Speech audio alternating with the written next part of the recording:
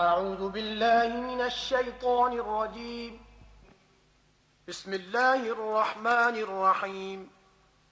والمحصنات من النساء إلا ما ملكت أيمانكم كتاب الله عليكم وأحل لكم ما وراء ذلكم أن تبتغوا بأموالكم محصنين غير مسافحين،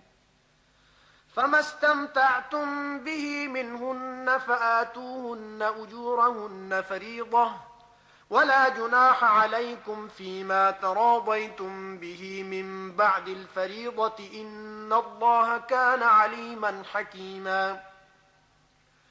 ومن لم يستطع منكم طولا أن ينكح المحصنات المؤمنات فمما ملكت أيمانكم من فتياتكم المؤمنات، والله أعلم بإيمانكم بعضكم من بعض، فانكحوهن بإذن أهلهن وآتوهن أجورهن بالمعروف محصنات غير مسافحات ولا متخذات أخدان، فإذا أحصن فإن أتين بفاحشة فعليهن نصف ما على المحصنات من العذاب، ذلك لمن خشي العنة منكم، وأن تصبروا خير لكم، والله غفور رحيم. يريد الله ليبين لكم ويهديكم سنن الذين من قبلكم ويتوب عليكم، والله عليم حكيم. والله يريد أن يتوب عليكم ويريد الذين يتبعون الشهوات أن تميلوا ميلا عظيما. يريد الله أن يخفف عنكم وخلق الإنسان ضعيفا. يا أيها الذين آمنوا لا تأكلوا أموالكم بينكم بالباطل إلا أن تكون تجارة عن تراض منكم، ولا تقتلوا أنفسكم إن الله كان بكم رحيما. ومن يفعل ذلك عدوانا وظلما فسوف نصليه نارا وكان ذلك على الله يسيرا. إن تجتنبوا كبائر ما تنهون عنه نكفر عنكم سيئاتكم وندخلكم مدخلا كريما. ولا تتمنوا ما فضل الله به بعضكم على بعض، للرجال نصيب مما اكتسبوا وللنساء نصيب مما اكتسبن، واسألوا الله من فضله إن الله كان بكل شيء عليما. ولكل جعلنا موالي مما ترك الوالدان والأقربون والذين عقدت أيمانكم فآتوهم نصيبهم إن الله كان على كل شيء شهيدا. الرجال قوامون على النساء بما فضل الله بعضهم على بعض وبما أنفقوا من أموالهم،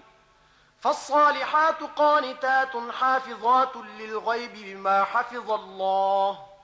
واللاتي تخافون نشوزهن فعظوهن واهجروهن في المضاجع واضربوهن،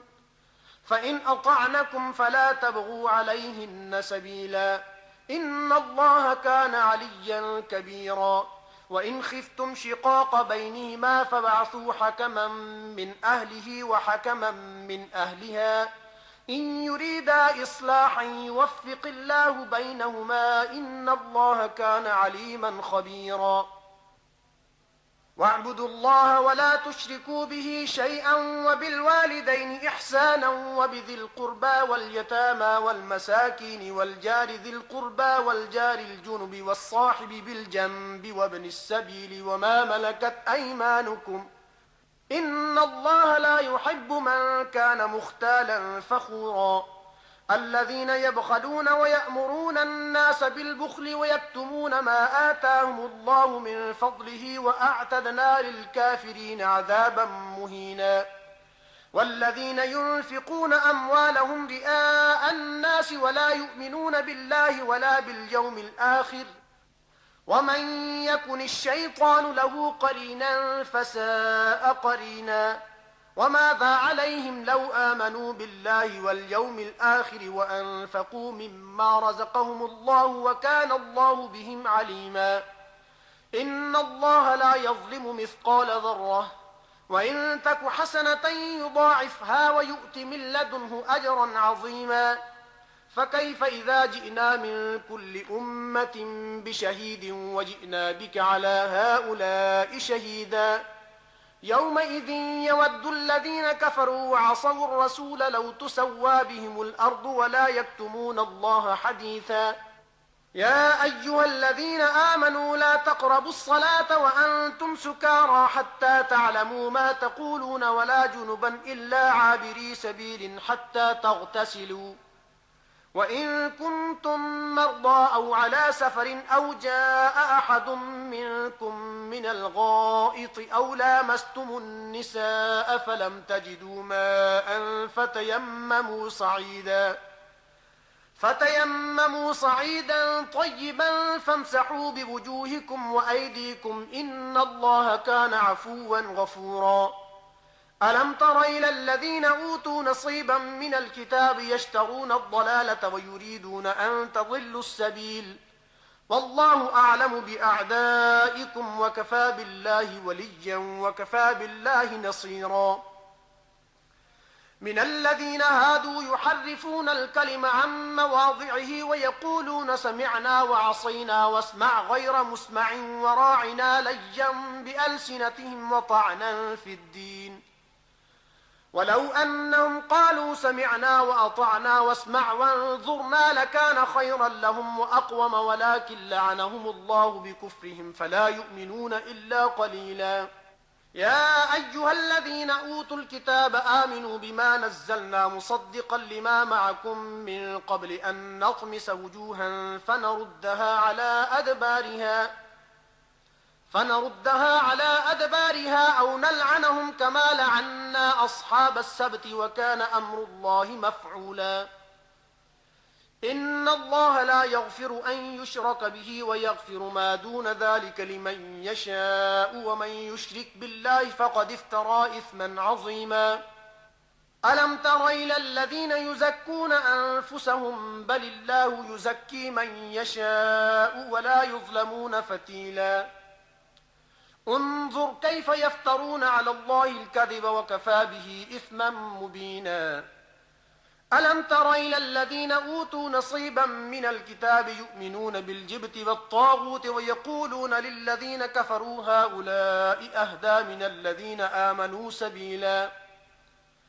أولئك الذين لعنهم الله ومن يلعن الله فلن تجد له نصيرا أم لهم نصيب من الملك فإذا لا يؤتون الناس نقيرا أم يحسدون الناس على ما آتاهم الله من فضله فقد آتينا آل إبراهيم الكتاب والحكمة وآتيناهم ملكا عظيما فمنهم من آمن به ومنهم من صد عنه وكفى بجهنم سعيرا إن الذين كفروا بآياتنا سوف نصليهم نارا كلما نضجت جلودهم بدلناهم جلودا غيرها ليذوقوا العذاب إن الله كان عزيزا حكيما والذين آمنوا وعملوا الصالحات سندخلهم جنات تجري من تحتها الأنهار خالدين فيها أبدا لهم فيها أزواج مطهرة وندخلهم ظلا ظليلا إن الله يأمركم أن تؤدوا الأمانات إلى أهلها وإذا حكمتم بين الناس أن تحكموا بالعدل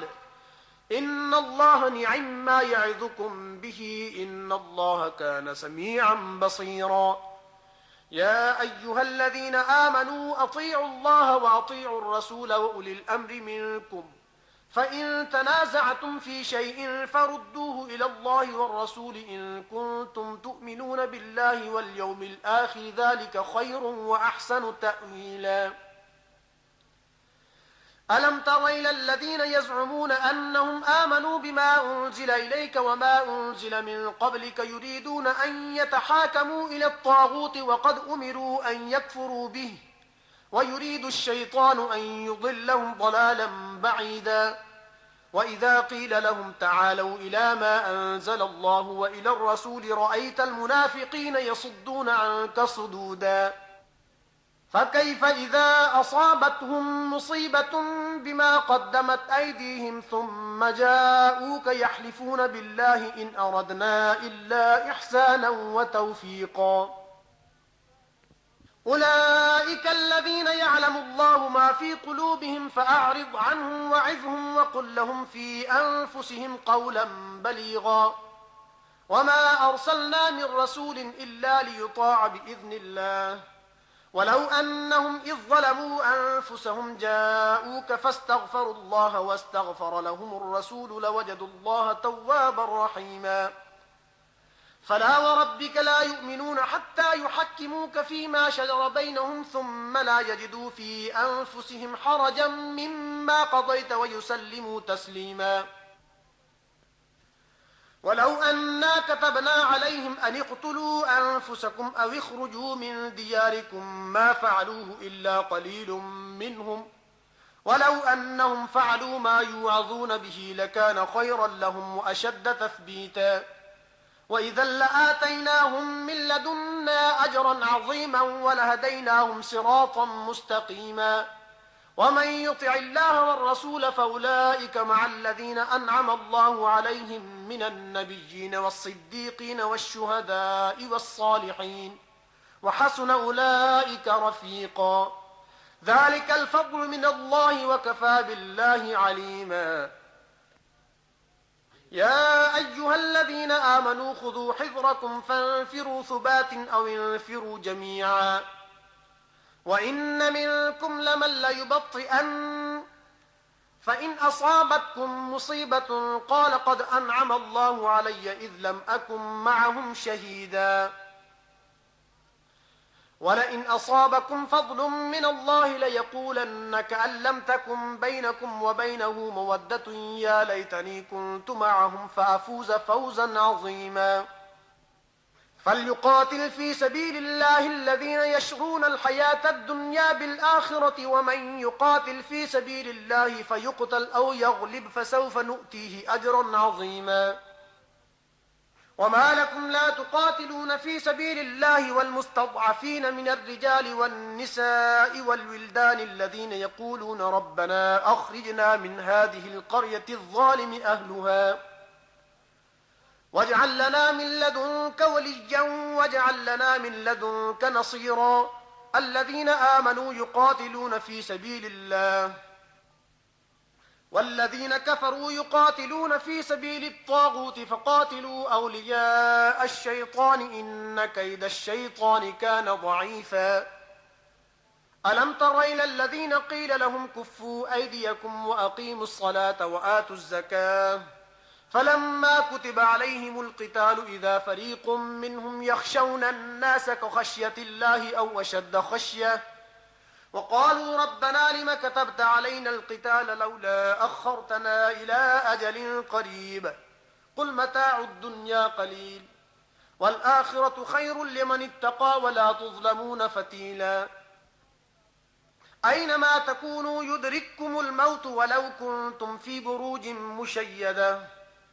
وإن تصبهم حسنة يقولوا هذه من عند الله وإن تصبهم سيئة يقولوا هذه من عندك قل كل من عند الله فما لهؤلاء القوم لا يكادون يفقهون حديثا ما أصابك من حسنة فمن الله وما أصابك من سيئة فمن نفسك وأرسلناك للناس رسولا وكفى بالله شهيدا من يطع الرسول فقد أطاع الله ومن تولى فما أرسلناك عليهم حفيظا ويقولون طاعة فإذا برزوا من عندك بيت طائفة منهم غير الذي تقول والله يكتب ما يبيتون فأعرض عنهم وتوكل على الله وكفى بالله وكيلا أفلا يتدبرون القرآن ولو كان من عند غير الله لوجدوا فيه اختلافا كثيرا وإذا جاءهم أمر من الأمن أو الخوف أذاعوا به ولو ردوه إلى الرسول وإلى أولي الأمر منهم لعلمه الذين يستنبطونه منهم ولولا فضل الله عليكم ورحمته لاتبعتم الشيطان إلا قليلا فقاتل في سبيل الله لا تكلف إلا نفسك وحرض المؤمنين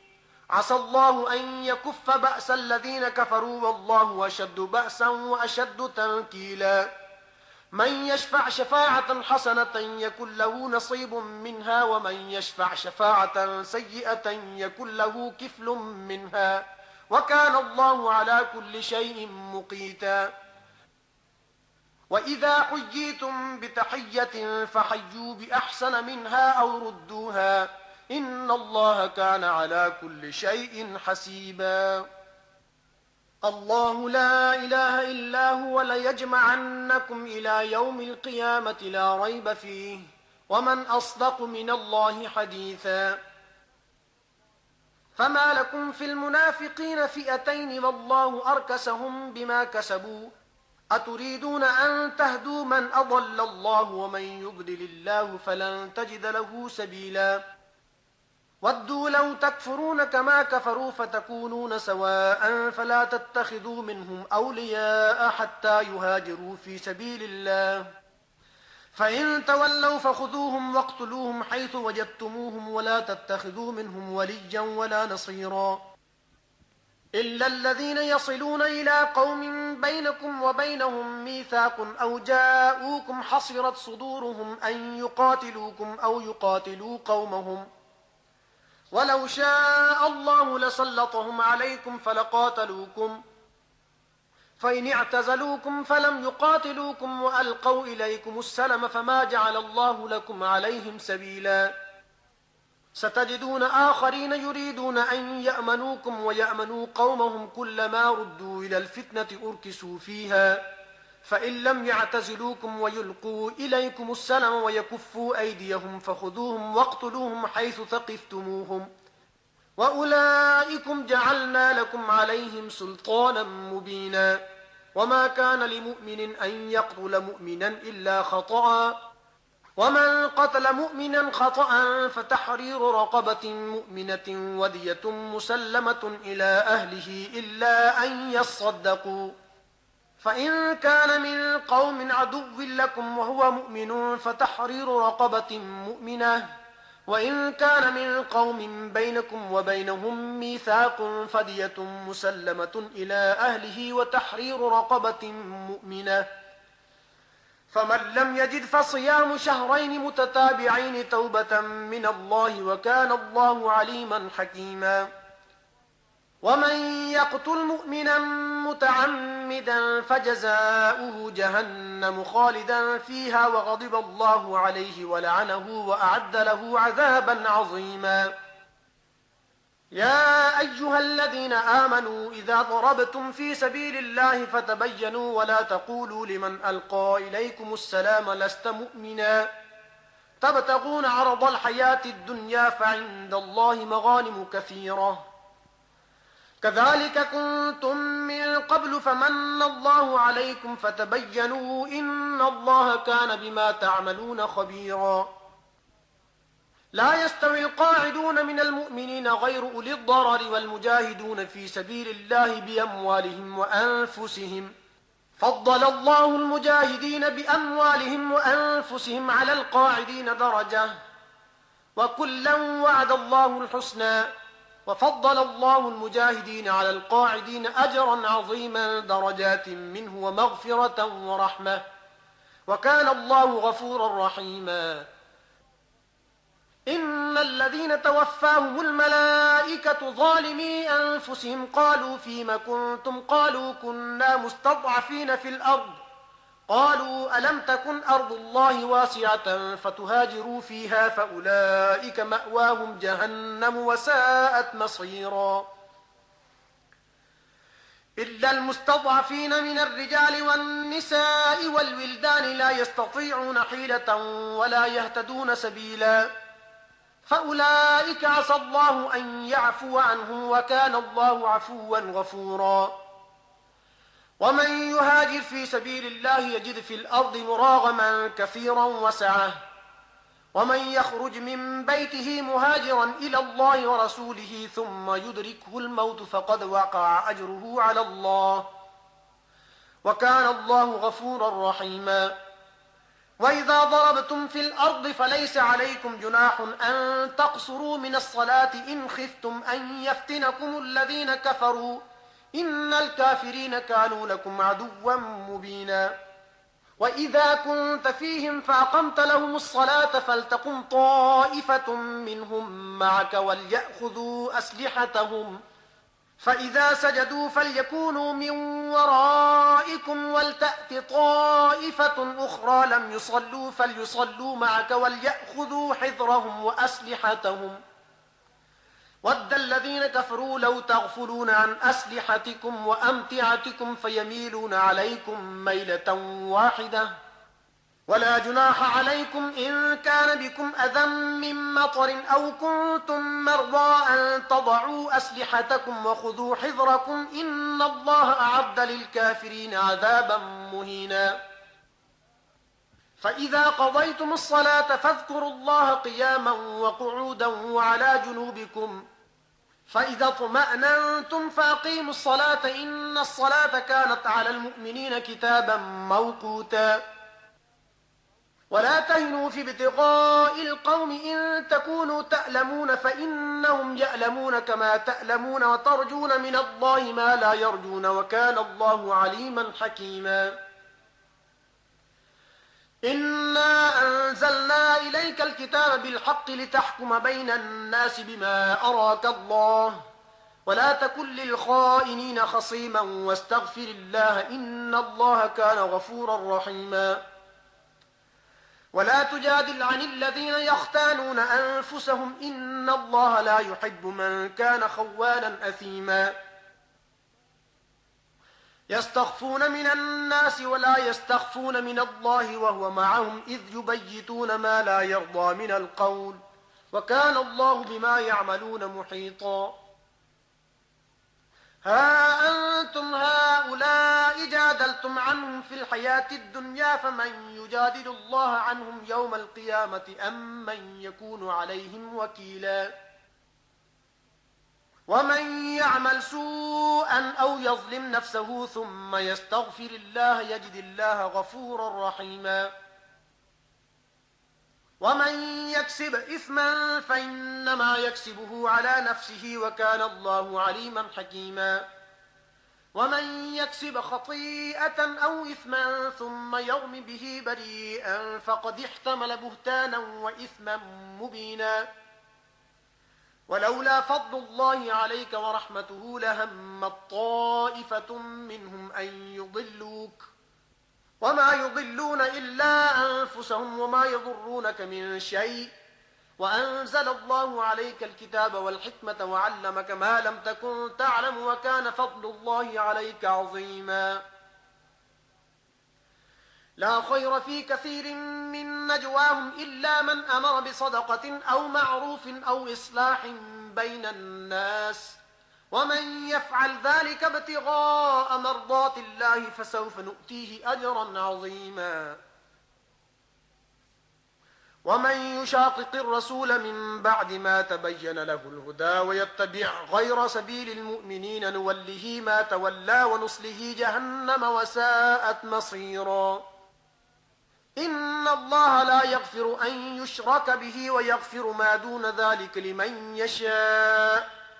ومن يشرك بالله فقد ضل ضلالا بعيدا. إن يدعون من دونه إلا إناثا وإن يدعون إلا شيطانا مريدا لعنه الله وقال لأتخذن من عبادك نصيبا مفروضا ولأضلنهم ولأمنينهم ولآمرنهم فليبتكن آذان الأنعام ولآمرنهم فليغيرن خلق الله ومن يتخذ الشيطان وليا من دون الله فقد خسر خسرانا مبينا. يعدهم ويمنيهم وما يعدهم الشيطان إلا غرورا. أولئك مأواهم جهنم ولا يجدون عنها محيصا. والذين آمنوا وعملوا الصالحات سندخلهم جنات تجري من تحتها الأنهار خالدين فيها أبدا وعد الله حقا ومن أصدق من الله قيلا ليس بأمانيكم ولا أماني أهل الكتاب من يعمل سوءا يجز به ولا يجد له من دون الله وليا ولا نصيرا ومن يعمل من الصالحات من ذكر أو أنثى وهو مؤمن فأولئك يدخلون الجنة ولا يظلمون نقيرا ومن أحسن دينا ممن أسلم وجهه لله وهو محسن واتبع ملة إبراهيم حنيفا واتخذ الله إبراهيم خليلا ولله ما في السماوات وما في الأرض وكان الله بكل شيء محيطا ويستفتونك في النساء قل الله يفتيكم فيهن وما يتلى عليكم في الكتاب في يتامى النساء اللاتي لا تؤتونهن ما كتب لهن وترغبون أن تنكحوهن والمستضعفين من الولدان وأن تقوموا لليتامى بالقسط وما تفعلوا من خير فإن الله كان به عليما وإن امرأة خافت من بعلها نشوزا أو إعراضا فلا جناح عليهما أن يصلحا بينهما صلحا والصلح خير وأحضرت الأنفس الشح وإن تحسنوا وتتقوا فإن الله كان بما تعملون خبيرا ولن تستطيعوا أن تعدلوا بين النساء ولو حرصتم فلا تميلوا كل الميل فتذروها كالمعلقة وإن تصلحوا وتتقوا فإن الله كان غفورا رحيما وإن يتفرقا يغني الله كلا من سعته وكان الله واسعا حكيما ولله ما في السماوات وما في الأرض ولقد وصينا الذين أوتوا الكتاب من قبلكم وإياكم أن اتقوا الله وإن تكفروا فإن لله ما في السماوات وما في الأرض وكان الله غنيا حميدا ولله ما في السماوات وما في الأرض وكفى بالله وكيلا إن يشأ يذهبكم أيها الناس ويأتي بآخرين وكان الله على ذلك قديرا من كان يريد ثواب الدنيا فعند الله ثواب الدنيا والآخرة وكان الله سميعا بصيرا يا أيها الذين آمنوا كونوا قوامين بالقسط شهداء لله ولو على أنفسكم أو الوالدين والأقربين إن يكن غنيا أو فقيرا فالله أولى بهما فلا تتبعوا الهوى أن تعدلوا وإن تلووا أو تعرضوا فإن الله كان بما تعملون خبيرا يا أيها الذين آمنوا بالله ورسوله والكتاب الذي نزل على رسوله والكتاب الذي أنزل من قبل ومن يكفر بالله وملائكته وكتبه ورسله واليوم الآخر فقد ضل ضلالا بعيدا إن الذين آمنوا ثم كفروا ثم آمنوا ثم كفروا ثم ازدادوا كفرا لم يكن الله ليغفر لهم ولا ليهديهم سبيلا بشر المنافقين بأن لهم عذابا أليما الذين يتخذون الكافرين أولياء من دون المؤمنين أيبتغون عندهم العزة فإن العزة لله جميعا وقد نزل عليكم في الكتاب أن إذا سمعتم آيات الله يكفر بها ويستهزأ بها فلا تقعدوا معهم حتى يخوضوا في حديث غيره إنكم إذا مثلهم إن الله جامع المنافقين والكافرين في جهنم جميعا الذين يتربصون بكم فإن كان لكم فتح من الله قالوا ألم نكن معكم وإن كان للكافرين نصيب قالوا ألم نستحوذ عليكم ونمنعكم من المؤمنين فالله يحكم بينكم يوم القيامة ولن يجعل الله للكافرين على المؤمنين سبيلا إن المنافقين يخادعون الله وهو خادعهم وإذا قاموا إلى الصلاة قاموا كسالى يراءون الناس ولا يذكرون الله إلا قليلا مذبذبين بين ذلك لا إله هؤلاء ولا إله هؤلاء ومن يضلل الله فلن تجد له سبيلا يا أيها الذين آمنوا لا تتخذوا الكافرين أولياء من دون المؤمنين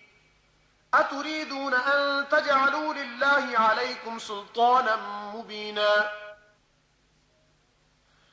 إن المنافقين في الدرك الأسفل من النار ولن تجد لهم نصيرا إلا الذين تابوا وأصلحوا واعتصموا بالله وأخلصوا دينهم لله فأولئك مع المؤمنين وسوف يؤتي الله المؤمنين أجرا عظيما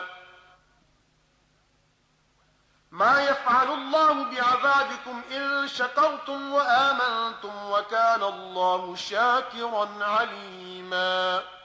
صدق الله العظيم.